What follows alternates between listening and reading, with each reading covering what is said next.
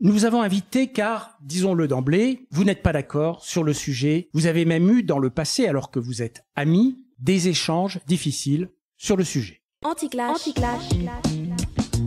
Bienvenue dans Anti-clash, une émission qui va au fond des sujets polémiques sans tomber dans le clash. Une émission qui insuffle une culture du dialogue même lorsqu'on n'est vraiment pas d'accord. Je suis Raphaël Tisblatt. Je suis Olivier Fournoux. Nous allons animer cette émission à deux voix. Raphaël et moi, nous sommes tous les deux des praticiens du dialogue et tous les deux sidérés par le manque de dialogue aujourd'hui sur les médias et dans la société. Soit les points de vue en désaccord ne se rencontrent pas, soit ils se rencontrent et vont au clash, ou encore, variante, alignent les monologues les uns à la suite des autres sans jamais entrer vraiment dans le dialogue. Avec nos invités, nous allons aborder des sujets qui divisent, mais nous allons nous efforcer de proposer un autre modèle. Nous allons essayer de dépasser les controverses stériles, nous allons essayer de creuser les désaccords, de mieux les caractériser, et quand c'est possible, nous allons nous efforcer de dessiner, éventuellement, sans obligation, des zones de convergence sur tel ou tel point.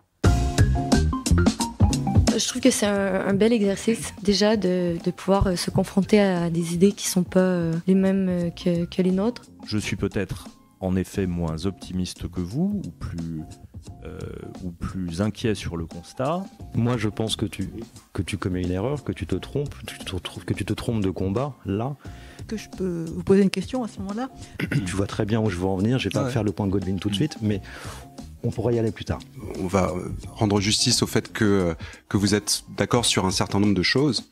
C'est sûr qu'il y a des éléments que je retiens et que ça permet de grandir même ou de développer d'autres arguments puis de construire aussi sa pensée critique et idéologique sur certains sujets. Donc je pense que c'est toujours positif de se confronter à d'autres regards. Je repars avec l'idée de continuer à réfléchir pour essayer d'affiner la pensée et éventuellement de mieux poser, à travers le désaccord, des questions de santé publique. Dans mes échanges avec des collègues ou plus ou moins proches, je vois qu'il y a des débats difficiles, parfois des accusations mal intentionnées, malheureusement.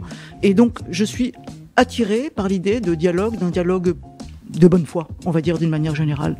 Oui, je pense que si notre échange et le respect mutuel qu'on a eu l'un pour l'autre et l'écoute, je crois, pouvait servir de matrice au débat public, on aura beaucoup gagné.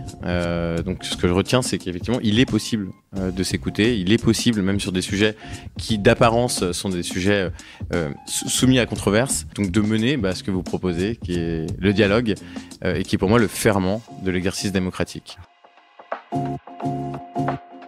Anti-clash, c'est un podcast qui consiste à mettre en dialogue des personnes qui sont en désaccord sur un sujet et d'essayer de comprendre comment on peut être en relation dans la société, même quand on n'est pas d'accord sur certains sujets.